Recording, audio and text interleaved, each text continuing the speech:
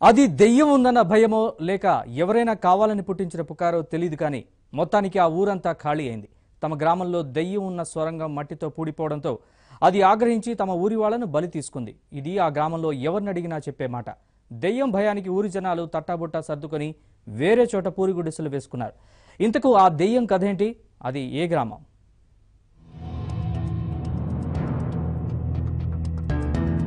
దెయ్యం బూచితో ఊరుకు ఊరు ఖాళీ అయిన యథార్థ ఉదంతమిది. పశ్చిమ గోదావరి జిల్లా ఏజెన్సీ పరిధిలోని వేలేరుపాడు మండలంలో మారుమూల ఉన్న కొర్రాజలగూడెం గ్రామస్తులు తమను దెయ్యం ఎక్కడ చంపేస్తుందోనన్న భయంతో ఊరిని ఖాళీ చేశారు. వినేవారికి ఇది వింతగా విడ్డూరంగా ఉన్నా కొర్రాజలగూడెం గ్రామస్తులను మాత్రం ఎర్రమారి అనే దెయ్యం భయం తీవ్రంగా వేధిస్తోంది.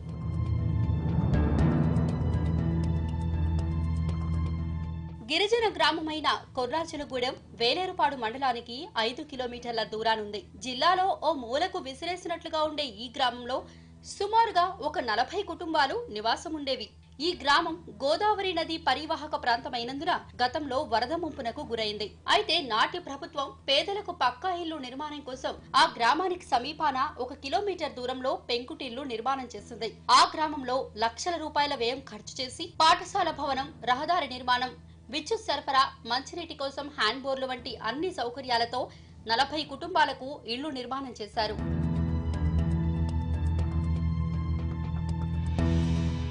నివాసయోగ్యమైన ఇళ్లలోకి వెళ్లిన గిరిజనులకు కొద్ది రోజుల్లోనే అనుకోని ఘటనలు ఎదురయ్యాయి. గ్రామ పొలిమేరలో పెద్ద బండరాయి ఉంది. దీని కింద ఒక ఉడుము సొరంగం ఉండేదని, అది దెయ్యానికి నివాసం కూడా అని వారు భావించేవారు. అయితే ఇప్పుడు వర్షాలు కురిసి ఆ సొరంగం మట్టితో పూడుకుపోయింది. దాంతో దెయ్యం ఆగ్రహించిందని, అది ప్రజలను భయభ్రాంతులకు గురి చేయడంతో పలువురు మంచాన పడి చనిపోయారని ప్రచారం జరిగింది.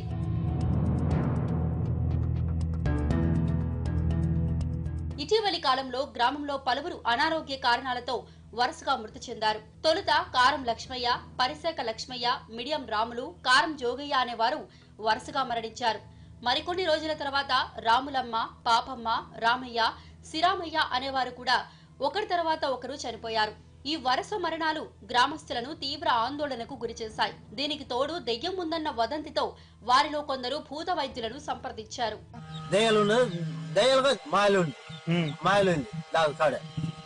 అదే మా ఊరు వస్తుంది, వచ్చేది మనుషులు తీస్తుంది,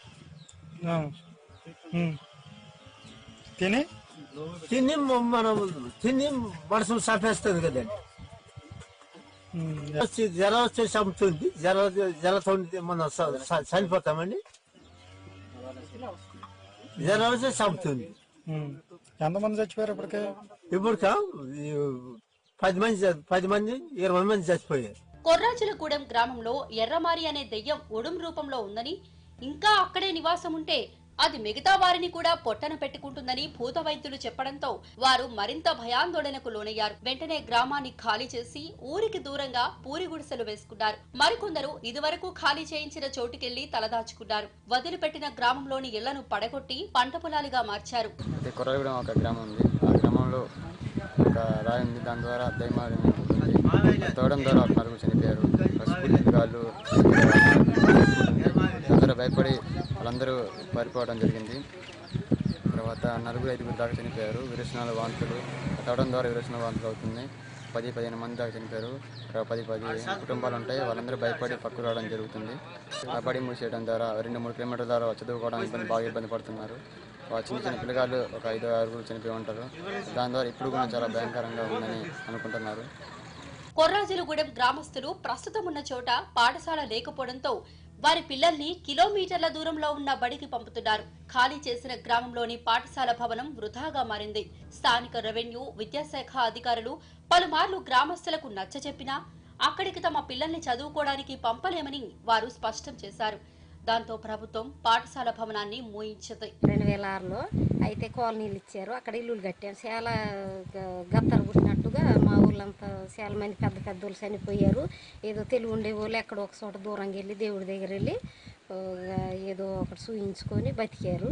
అదే తెలియని వాళ్ళు, డబ్బులు లేని వాళ్ళు అయితే చచ్చిపోయారు కూడా. చాలామంది చాలా సికాకులో పడ్డారు. అక్కడ జరిగిన ఇల్లు కట్టిన స్థలంలో అటు జరిగింది. భూత వైద్యులు ఏం చెప్పారంటే, మీరు అక్కడ స్థలం కట్టారు కదా, మరి అక్కడ వెనక నుంచి ఉంది, అది దెయ్యం ఎట్ట చేస్తుంది, మిమ్మల్ని ఊరు మీదకి వస్తుంది, వచ్చి ఎవరు చూపు పడితే వాళ్ళకి ఎవరు అంకి దొరికితే వాళ్ళని అట్ట చేస్తుంది. మీరు అక్కడ నుంచి ఎప్పుడైతే తప్పుకుంటారో అప్పుడే మీకు కాస్త తగ్గే అవకాశం ఉంది, లేదంటే మీరు అలాగే సిక్కబడతారు, అలాగే చాలా మంది చనిపోతారని చెప్పేవాళ్ళు ఎవరైనా. అందువల్ల ఖాళీ చేసి మళ్ళీ అసలు ఊర్లోనే ఇక్కడ చేరారు. పాడిపోయిన బిల్డింగ్లు మొత్తానికి అక్కడ ఉన్నాయి. నమ్ముతున్నాము దెయ్య బండి ఉంది, దెయ్యం ఉందని నమ్ముతున్నాం. కంప్యూటర్ పరిజ్ఞానం కొత్త పుంతలు తొక్కుతూ దూసుకెళ్తున్న తరుణంలోనూ ఇంకా మూఢనమ్మకాలు రాజ్యమేలుతున్నాయి అనడానికి నిలువెత్తు నిదర్శనంగా కొర్రాజులగూడెం గ్రామం నిలిచిందని పలువురు అధికారులు నిర్లిప్తత వ్యక్తం చేస్తున్నారు.